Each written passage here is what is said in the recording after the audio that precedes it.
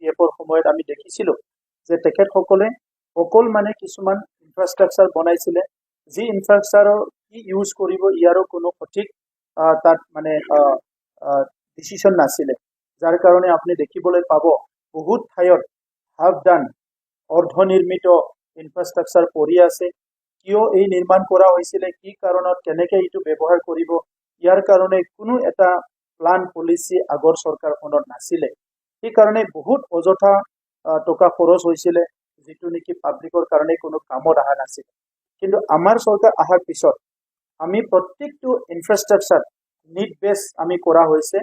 প্ৰত্যেকটো ইনফ্ৰাষ্ট্ৰাকচাৰ আমি public demand বা পাব্লিকৰ উইচটো চাই পেলাই কৰা হৈছে, আৰু ইয়াৰ ফিউচাৰত তাৰ ইউজটো কি এইটো চাই পেলাই আমি ইয়াৰ ইনফ্ৰাষ্ট্ৰাকচাৰটো কৰা হৈছে। বিশেষকৈ আমি প্ৰায় 1000 মান স্কুল এতিয়া ৰিন'ভেশ্যন আৰু 100তকৈ বেছি নতুন স্কুল নিৰ্মাণ কৰিছোঁ। এইটো আমাৰ শিক্ষাটো আগবাঢ়ি নিয়াৰ কাৰণে। এতিয়া আমি 40টা সমষ্টিত 40টা অডিটৰিয়াম নিৰ্মাণ কৰি আছোঁ, কাৰণ বিটিআৰ অঞ্চলটো পিছপৰা অঞ্চল বুলি সেই ইনফ্ৰাষ্ট্ৰাকচাৰবিলাক নাছিলে, আৰু আগৰ চৰকাৰে কোনো প্ৰয়োজন বোধ কৰা নাছিলে যে তাত কমিউনিটি বা সমাজখনক মেল মিটিং কৰিবলৈ, আলোচনা বিলোচনা কৰিবলৈ তাত যে এটা জেগা লাগে, এই কথাটো তেখেতসকলে কোনোদিন চিন্তা কৰা নাছিলে। সেইকাৰণে আমি 40টা সমষ্টিত আজি 40টা আমাৰ সুজিত নাৰ্জাৰী, আমাৰ প্ৰথম শ্বহীদ সুজিত নাৰ্জাৰী নামত আমি অডিটৰিয়াম নিৰ্মাণ কৰি আছোঁ, আৰু কিছু মাহৰ পিছত এই অডিটৰিয়ামবিলাক নিৰ্মাণ কৰাটো সম্পূৰ্ণ হৈ যাব। আমি 40টা সমষ্টিত, যিহেতু আমাৰ অঞ্চলত অৰ্থনৈতিক উন্নয়নত মহিলাসকলৰ ডাঙৰ যোগদান আছে, গতিকে মহিলাসকলে মাৰ্কেটত বিভিন্ন কিনা বেচা কামবিলাক তেখেতসকলে কৰে, চব্জিৰ পৰা কাপোৰৰ পৰা আদি কৰি। গতিকে আমি 40খন মহিলা মাৰ্কেট, আমাৰ ফাণ্ড আৰু নাবাৰ্ডৰ ফাণ্ড লগ লাগি 40টা মহিলা মাৰ্কেট নিৰ্মাণৰ কাম আমাৰ চলি আছে। ইয়াৰ লগতে এইবিলাক আমাৰ নিড বেছ ইনফ্ৰাষ্ট্ৰাকচাৰ। আমি 420টা DCDCত 420টা নলেজ চেণ্টাৰ বনাবলৈ গৈ আছোঁ। ইয়াৰে 200টা নিৰ্মাণৰ কাম চলি আছে। এই নলেজ চেণ্টাৰত প্ৰত্যেক DCDCত ইয়াত ৱাইফাই থাকিব, ইণ্টাৰনেট যোগাযোগ থাকিব, তাত 1000 কিতাপ থাকিব, আৰু 40ৰ পৰা 60জন মানুহ বহি অনলাইন যোগেদি বিভিন্ন ট্ৰেইনিং লোৱা, বিভিন্ন ইনফৰমেশ্যন, বিভিন্ন নলেজ, বিভিন্ন অনলাইন মেল মিটিংবিলাক গাঁৱৰ পৰাই ডাইৰেক্ট কৰিব পাৰিব। এই ইনফ্ৰাষ্ট্ৰাকচাৰ হয়তো বহুত ৰাজ্যতে নহ'বও পাৰে, কিন্তু আমি এতিয়া কাউন্সিলত এইটো আৰম্ভ কৰিছোঁ। কোকৰাঝাৰৰ সাংবাদিক বন্ধুসকল, বিশেষকৈ আজি আমি যোৱাকালি দাখিল হোৱা 2024 আৰু 25 বৰ্ষৰ বাজেটৰ ওপৰত ডিছকাশ্যন হয়। বহুত হেল্ডি এটা ডিছকাশ্যন আজি হয়, আৰু আমাৰ এইটো 4ৰ্থ বছৰৰ বাজেট, এই বাজেটৰ সময়ত মই দেখিবলৈ পাইছোঁ আমাৰ বহুতখিনি মেম্বাৰসকল প্ৰথমবাৰৰ কাৰণে বিটিআৰ কাউন্সিলত তেখেতসকলে জিকি আহিছিলে, আৰু কিছুমান পুৰণাও আছিলে। কিন্তু আগৰ চৰকাৰৰ যিটো কালচাৰ আছিলে যে ডিছকাশ্যন নকৰা কালচাৰ, ডিবেট নকৰা কালচাৰ, ইয়াৰ পিছত আমাৰ সময়ত ডিছকাশ্যন আৰু ডিবেট কৰাৰ যিটো কালচাৰ আমি আৰম্ভ কৰিছিলোঁ, ইয়াৰ দ্বাৰা দেখিবলৈ পালোঁ যে এই বাজেট ছেশ্যনত সকলো অংশগ্ৰহণ কৰিছে,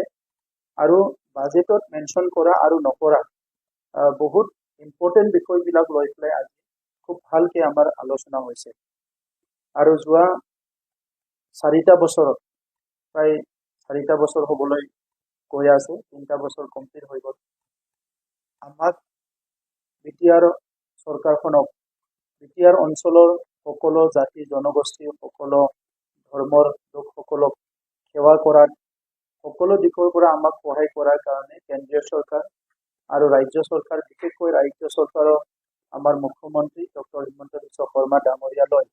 আমি বিটিআৰ চৰকাৰৰ পৰা ধন্যবাদ জনাইছোঁ। যিখিনি ফাণ্ড আমি পাবলৈ সক্ষম হৈছোঁ, প্ৰত্যেক বছৰে আমি ফাণ্ডটো সঠিকভাৱে যাতে ইমপ্লিমেণ্ট হয়, সঠিকভাৱে যাতে ব্যৱহাৰ হয়, আৰু এইটো ৰাইজৰ স্বাৰ্থত ব্যৱহাৰ হয়, এই কথাটো চিন্তা কৰি আমাৰ বাজেটটো তৈয়াৰ কৰা হৈছে, আৰু সেইকাৰণে আজি বহুতখিনি ভিজিবিলিটি দেখিবলৈ পাইছোঁ। আমাৰ কিছুমান কেপিটেল এছেট কৰাৰ কাৰণে আমি বাজেটটো লওঁ, আৰু কিছুমান আমি ৰেভিনিউ এক্সপেণ্ডিচাৰ মানে বিভিন্ন economic development, human resource development, বিভিন্ন এক্টিভিটিৰ কাৰণে আমাৰ অনুষ্ঠান প্ৰতিষ্ঠান বহুত আছে। এই সকলক বিভিন্ন কাম কাজত সহায় সহযোগ কৰা এই গোটেই বিষয়টো চাই পেলাই আমাৰ বাজেটটো তৈয়াৰ কৰা হৈছে। আৰু আজিৰ সময়ত আজি এই বাজেট এটা আলোচনাত উত্থাপন হৈছে যে বিটিআৰ অঞ্চলত 30-40টা বছৰৰ পিছত শান্তি ঘূৰি আহিছে। আৰু এই শান্তি ঘূৰি অহাৰ ক্ষেত্ৰত আমাৰ চৰকাৰখনৰ যি ৰোল, কেন্দ্ৰ আৰু ৰাজ্য চৰকাৰৰ সহায় আৰু আমাৰ চৰকাৰখনৰ যি ৰোল, বিভিন্ন জাতি জনগোষ্ঠীৰ এক্সপিৰেশ্যন, আশা আকাংক্ষা বহুতখিনি ইয়াতে এড্ৰেছ কৰা হৈছে। বহুতখিনি সমস্যাবিলাক সমাধান কৰাৰ কাৰণে আমি কাম কৰিব পাৰিছোঁ। অসমত আৰু ভাৰতত বিভিন্ন অঞ্চলবিলাকত গৰমটো বহুত বাঢ়িছে। এতিয়াও দিল্লীত আমাৰ যিসকল চিনাকি আছে কৈ আছে যে সৰ্ব সময়ৰ এটা হটেষ্ট মানে বছৰ হিচাপে এই বছৰত বহুত শীতটো বাঢ়িছে। আমাৰ অঞ্চলতো হঠাৎ দুমাহমান আগৰ পৰা আমি গম পাইছোঁ কিছুমান অঞ্চলত খোৱা পানীৰ যথেষ্ট ক্ৰাইচিছ আহিছে। ৱাটাৰ লেভেলতো তলত গুচি গৈছে। সেইকাৰণে বড়োলেণ্ড গ্ৰীণ মিছন নাম দি পেলাই 3টা কাম আমি কৰিবলৈ হাতত লৈছোঁ। ইয়াত আমাৰ forest department, soil conservation department, বিভিন্ন ডিপাৰ্টমেণ্টবিলাকক লৈ পেলাই এগ্ৰিকালচাৰ ডিপাৰ্টমেণ্ট আমি আগবাঢ়িব বিচাৰিছোঁ। 3টা কাম, এটা হ'ল মেছিভ প্লেণ্টেশ্যন হ'ব। দ্বিতীয়, ছিংগল ইউজ প্লাষ্টিক বা প্লাষ্টিক ইউজটো আমি ৰিডিউচ কৰাৰ কাৰণে এটা সিদ্ধান্ত লোৱা হৈছে। থাৰ্ড, গ্ৰাউণ্ড ৱাটাৰ ইউজটো আমি 10 বছৰত যাতে বিটিআৰ অঞ্চলৰ পৰা গ্ৰাউণ্ড ৱাটাৰ ইউজটো আমি শেষ কৰিব পাৰোঁ বা বন্ধ কৰিব পাৰোঁ, ইয়াৰ কাৰণে এটা ৰিচাৰ্চ আৰু কাম আমি আগবঢ়াইছোঁ থ্ৰু গ্ৰীণ বড়োলেণ্ড মিছন। আমি চাইল্ডৰ কাৰণে বড়োলেণ্ড অঞ্চলটো আমি চাইল্ড ফ্ৰেণ্ডলি অঞ্চল হিচাপে ডেভেলপ কৰিব বিচাৰিছোঁ। আমাৰ এতিয়াও চাইল্ড এবিউজ, চাইল্ড লেবাৰ, চিলড্ৰেনছবিলাকক বিভিন্ন কষ্ট দিয়া বা বেআইনী কামবিলাক হৈ থাকে। এইটো বৰ্তমান সময়ৰ এটা ডাঙৰ খাও হয়। এইটোকে লক্ষ্য ৰাখি আমাৰ PND নডেল এজেঞ্চি আৰু লগতে ইমপ্লিমেণ্টিং এজেঞ্চি WCD লৈ পেলাই আমি কিছুমান চিলড্ৰেনছৰ কাম কৰিব লৈছোঁ, য'ত আমাৰ থিমটো হৈছে চাইল্ড ফ্ৰেণ্ডলি বিটিআৰ। তেখেতসকলে অল ৰাইটছটো পাব লাগিব, 100% এনৰলমেণ্ট হ'ব লাগিব, ড্ৰাগছৰ পৰা তেখেতসকলক দূৰত ৰখাৰ কাৰণে, আৰু তেখেতসকলে যাতে কোনো ধৰণৰ এবিউজ নহয়, কোনো ধৰণৰ ভয় শংকা নহয়, প্ৰি প্ৰাইমাৰীৰ পৰা প্ৰাইমাৰী স্কুল কোনো 100% এনৰলমেণ্ট হয়, কোনো ড্ৰপ আউট নহয়, এইবিলাক লক্ষ্য ৰাখি পেলাই কাম কৰিবলৈ আমি এইবাৰ চাইল্ডসকলৰ কাৰণে এটা বাজেট ৰাখিছোঁ, 1% বাজেট। আমি ডিজেবলসকলৰ কাৰণে আমাৰ যিসকল ডিফাৰেণ্টলি এবল দাদা ভাইসকল আছে, ভাই ভনীসকল আছে, তেখেতসকলৰ কাৰণে আমি 1% বাজেট ৰাখিছোঁ। কেন্দ্ৰীয় চৰকাৰ, ৰাজ্য চৰকাৰ আঁচনি বহুত আছে, কিন্তু সেই আঁচনিবিলাক 100% ইমপ্লিমেণ্ট কৰাৰ লগতে আমাৰ যিসকল ডিফাৰেণ্টলি এবল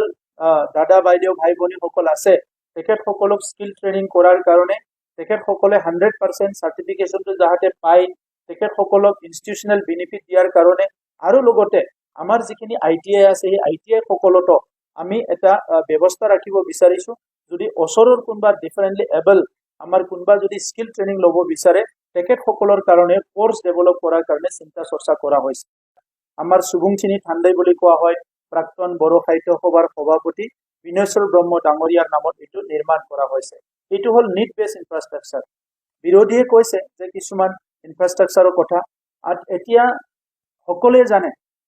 খেলৰ ক্ষেত্ৰত আমাৰ অঞ্চলটো বহুত আগবঢ়া, কিন্তু আমাৰ ইনফ্ৰাষ্ট্ৰাকচাৰ নাই। সেইকাৰণে যোৱা বছৰৰ পৰা আমি প্লেনিং কৰিছোঁ, আমাৰ কাউন্সিল চৰকাৰখনে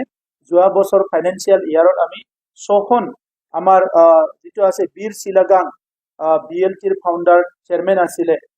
এটা সংগ্ৰামী নেতা আছিলে, তেখেতৰ নামত 5 কোটিৰ ব্যয় কৰি আমি গ্ৰাম্য অঞ্চলত ভাল ষ্টেডিয়াম নিৰ্মাণৰ কাম আৰম্ভ কৰিছোঁ। ইতিমধ্যে 6খন ষ্টেডিয়াম নিৰ্মাণ আৰম্ভ হৈ আছে, আৰু এই ফাইনেন্সিয়েল ইয়াৰত আৰু 5খন ষ্টেডিয়াম আমি নিৰ্মাণ কৰিবলৈ গৈ আছোঁ। ইয়াৰ লগতে কালচাৰেলি বহুত আমাৰ অঞ্চলটো আগবঢ়া, কিন্তু আজি যিসকলে চিনেমা বনায়, চিনেমাবিলাক দেখুৱাবলৈ জেগা নাই। সেইকাৰণে তেখেতসকলৰ যিখিনি পইচা খৰচ হয়, এই পইচাখিনি ৰিটাৰ্ণ পাবলৈ বহুত কষ্ট হয়। সেইকাৰণে আমি 5খন চিনেমা হলৰ নিৰ্মাণৰ কাম আমি চলাই আছোঁ। তেনেকুৱা কোকৰাঝাৰৰ যিটো চাই ষ্টেডিয়াম আছিলে, যোৱা বছৰ আমি ইয়াত ফ্লাড লাইট ইয়াত আমি যোগান ধৰিছিলোঁ, আমাৰ ইয়াত যাতে ৰাতিও খেল হ'ব পাৰে। ষ্টেডিয়াম আমি নিৰ্মাণ কৰিছিলোঁ, প্ৰায় 11,000 পৰা 13,000 মানুহ বহিব পৰা। এতিয়া এই ষ্টেডিয়ামখন নৰ্থ ইষ্টৰ ভিতৰত প্ৰথমখন আমি স্প্ৰিংকল লগাই পেলাই ইয়াত মানে খুব অত্যাধুনিক FIFA ষ্টেণ্ডাৰ্ডৰ ষ্টেডিয়াম হিচাপে উন্নতিকৰণ কৰি থকা হৈছে। এইটো হ'ল বহুত নিড বেছ এটা ইনফ্ৰাষ্ট্ৰাকচাৰ তেনেকুৱাই বহুতখিনি ৰাস্তা ইতিমধ্যে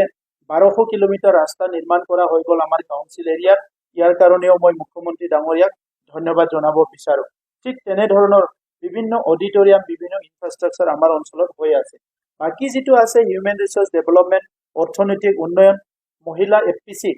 ফাৰ্মাৰ প্ৰডিউচাৰ কোম্পানী আমাৰ মহিলাসকলৰ 21টা আছে এই 21টা মহিলা ফাৰ্মাৰ প্ৰডিউচাৰ কোম্পানীক আমি 1.5 লাখ কৰি দিছো আৰু 7খনক আমি 3.5 লাখ কৰি ফান্ড দিছো আপোনালোকে জানে আমাৰ অঞ্চলত আগতে নেশনাল ইন্টাৰনেশনাল খেলি আহা প্লেয়াৰ সকল আছিল কিন্তু তেখেত সকলৰ কোনো সন্মান পোৱা নাছিল যোৱা বছৰ আমি কনকেশৰ নাৰ্জাৰী আমি সকলোৱে জানো এটা সময়ত বিএসসিৰ তেখেতে মানে চিফ আছিল তেখেতৰ নামত আমাৰ বড়ো সকলৰ এজন ডাঙৰ এজন সংগ্ৰামী নেতা আছিল নিখিল বড়ো ছাত্ৰ সন্থাৰ ফাউণ্ডাৰ সেক্ৰেটাৰী আছিল তেখেতক অনাৰ দি প্লাই 100 জন আমাৰ প্ৰাক্তন খেলুৱৈসকলক আৰু বৰ্তমানৰ খেলুৱৈ যি সকলে নেশনাল ইন্টাৰনেশনাল লেভেলত খেলিছে 100 জনক আমি 1 লাখ কৰি টকা দি প্লাই তেখেত সকলক অনাৰ কৰিছো ইয়াৰ লগতে 2খন আমাৰ ক্লাবক যি সকলে সুপাৰ লিগত জিকিছিলে আমি তেখেত সকলক 5 লাখ কৰি টকা দিছো তেনে ধৰণৰ স্পৰ্টছত আমি বহুতখিনি কাম আমি আগবঢ়াইছো বাকি ক্ষেত্ৰত আপোনালোকে দেখিব এতিয়া আমাৰ ষ্টাফ সিলেকশনৰ ৰেলৱেৰ বিভিন্ন কোচিংৰ কাম ইতিমধ্যে আৰম্ভ হৈছে সায়েন্সৰ কাৰণে আমি গ্ৰাসৰুট লেভেলৰ পৰা মানে ফাউণ্ডেশ্যন লেভেলৰ পৰা এডুকেশ্যনত সায়েন্স এডুকেশ্যনটো বহুত বেছি গুৰুত্ব দিয়াৰ কাৰণে আমি কিছুমান কাম হাতত লৈছো আৰু এতিয়া আপোনালোকে দেখিছে যে আমাৰ সুপাৰ 52 বহুতখিনি আমি সফল হৈছো এই বছৰ আমাৰ নিটত আউট অফ 50 48 ষ্টুডেন্টে নিট ক্লিয়াৰ কৰিছে আমাৰ জেডাবল আউট অফ 50 44 ষ্টুডেন্টে ইতিমধ্যে তেখেত সকলে ফাৰ্স্ট পেজটো তেখেত সকলে ক্লিয়াৰ কৰিলে তেনেকুৱা বহুতখিনি আমাৰ ষ্টুডেন্টস বিলাকে এচিভমেন্টটো পাই আছে ঠিক তেনে ধৰণৰ এইবাৰ আমি ডক্টৰ বাছিৰাম বড়ো পিএইচডি স্কলাৰশ্বিপ আৰম্ভ কৰিছো 50 জন স্কলাৰশ্বিপ গৰীব শ্ৰেণীৰ তেখেত সকলক আমি কমপ্লিট তেখেত সকলৰ পিএইচডি টো কমপ্লিট হোৱালৈকে আমি তেখেত সকলক স্কলাৰশ্বিপ দিয়াৰ কাৰণে ব্যৱস্থা হাতত লৈছো ডক্টৰ বাছিৰাম বড়ো আৰু ইয়াৰ লগতে আজি আপোনালোকে দেখিবলৈ পাইছে যে এই বাজেটত আমি এটা ইনক্লুসিভ বাজেট কৰিছো বিশেষকৈ মহিলাসকলৰ কথা ওমেন এম্পাৱাৰমেন্ট যেটো বিষয় হিটো ইন্টাৰনেশনালি বা গ্লোবালি ডিসকাস হয় তাত বিভিন্ন কাম-কাজ বিলাক চলি আছে কিন্তু আমাৰ অঞ্চলৰ পৰা যেনেকৈ আমাৰ উইমেন লিডাৰ্স সকল ওমেনেটো বহুত লেবাৰ কৰে বহুত কষ্ট কৰে বহুত হাৰ্ড ওয়াৰ্ক কৰে কিন্তু decision making policy making of সদায় ওমেন সকলে ডিপ্ৰাইভ হয় গতিকে আমাৰ প্ৰধানমন্ত্ৰী নৰেন্দ্ৰ মোদী ডাঙৰীয়া যেটো ভিজন বেটি বাঁচাও বেটি পঢ়াও আৰু ইয়াৰ আগত যাই প্লাই 33% যেটো ওমেন ৰিজাৰ্ভেশন এইটো যাহাতে আমাৰ অঞ্চলৰ ওমেন সকলে আমাৰ মহিলা সকলে বেনিফিটটো পাব পাৰে ইয়াৰ কাৰণে তৈয়াৰী কৰাৰ কাৰণে প্ৰিপাৰেচনৰ কাৰণে আমাৰ ওমেন সকলে যাহাতে পলিটিক্যালি লিডাৰ হ'ব পাৰে ইকোনমিক দিশত লিডাৰ হ'ব পাৰে সোশ্যাল লিডাৰ হ'ব পাৰে আৰু ইন্ডিভিজুৱেল লেভেলতো বিভিন্ন লিডাৰশিপটো ল'ব পাৰে এইটো লক্ষ্য ৰাখি 1% বাজেট ইমান আমি ৰাখিছো যত আমি ওমেনৰ কাৰণে কাম কৰিম 25 যদি ইলেকশন আছে তো বাজেটখন কি ধৰণে প্ৰস্তুত কৰা হৈছে পিপল ফ্ৰেন্ডলি বা কি কি সব ডে 1 ৰ পৰা আপুনি চালে দেখা পাব 2020 ৰ পৰা এতিয়ালৈকে আমাৰ প্ৰত্যেকটো বাজেটটোৱে পিপল ফ্ৰেন্ডলি হয় ৰাইজক টাৰ্গেট কৰি পেলাই আমি বাজেটটো বনাইছো আগৰ চৰকাৰৰ সময়ত তেখেত সকলৰ পলিটিচিয়ান ফ্ৰেন্ডলি আছিল পলিটিচিয়ানৰ কাৰণে তেখেত সকলৰ বাজেটটো বনাইছিল আজি সদনত তেখেত সকলৰ মেম্বাৰ এজনে কৈছে যে হিটো মানে এটা আইবিএস টাৰ্গেট কৰি বাজেট বনাইছে বুলি কেনে আইবিএসটো আমাৰ হৈছে হিউম্যান ৰিসোৰ্স ডেভেলপমেন্ট এজন লৰাক আমি দিল্লীত পঢ়াইছো ইউপিএসসি পাস কৰাৰ কাৰণে এজন লৰা বা ছোৱালীক আমি গুৱাহাটীত পঢ়াইছো এলএনত তাত পইচা খৰচ কৰিছো যাতে হি ডক্টৰ হ'ব পাৰে গতিকে হি আইবিএসৰ কাৰণে কোনো এতে সাপ্লাই দি খোৱা আইবিএস নহয় এটা আমি আইবিএস লৈছো যেটো নেকি আমাৰ 18000 ফ্যামিলি অগৰু প্ল্যান্টেশনৰ কাৰণে যদি 18000 ফ্যামিলি অগৰু প্ল্যান্টেশন কৰে 2 বছৰৰ পিছত আমি এটো হিসাব উলাইছো যে 13 লাখ গছ অগৰু গছ পুলি ৰুৱাৰ লগে লগে ইয়াৰ কমসে কম ধৰিলিও প্ৰায় 1000 ৰ পৰা 1500 কোটি টকা আমাৰ ৰিটাৰ্ণ আহে তো তেনেকুৱা আইবিএস বিলাক আমি হাতত লৈছো যেটো নেকি মানুহৰ কাৰণে কিবা নহয় কিবা লাভ আহে গতিকে ইলেকশন বুলি আমি টাৰ্গেট কৰা নাই আমি টাৰ্গেট কৰিছো বিটিআৰ অঞ্চলৰ ৰাইজৰ উন্নয়ন হ'ব লাগে বিটিআৰ অঞ্চলৰ ৰাইজৰ স্বাৰ্থটো পূৰণ হ'ব লাগে এইবাৰ আমাৰ বাজেটটো আছিল যে প্ৰায় 200,462.27 লাখ মানে লাখৰ আৰু ইয়াত এইটো আমাৰ ৰিচিভ হয় এক্সপেণ্ডিচাৰটো হৈছে 208,478.61 লাখ আমাৰ ডিফিজিট আছিলে 80 crore মানে এই 80 crore ডিফিজিটটো আমি যেটো কাম কৰি আছো ইয়াত আমাৰ ৰেভিনিউ আহে এই ৰেভিনিউৰ লগত এটা সময়ত আমাৰ কামটো যেটো আমি বেছিকৈ কৰিছো এই কাৰণে অলপ ডিফিজিট হৈছে কিন্তু এইটো ৰেভিনিউ আৰু গুটি কথাটো লৈ পেলাই এইটো মিলি যাব মই আৰু এটা কথা ক'ব বিচাৰিছো আগতে আমাৰ যেটো ৰেভিনিউ বিলাক কালেক্ট কৰা হৈছিলে ইয়াত বহুতখিনি কমপ্লেইন্স বিলাক আহি আছিলে এই বছৰৰ পৰা আমাৰ ফৰেষ্ট ৰেভিনিউটো অনলাইন যোগে কালেক্ট কৰা হ'ব আৰু অনলাইন যোগে কালেক্ট কৰাৰ লগে লগে ইয়াত কোনো ধৰণৰ মানে তেনেকুৱা কমপ্লেইন বা তেনেকুৱা ক'ৰবাত পইচাটো হৰলুকি কৰাৰ কোনো চান্স নাথাকিব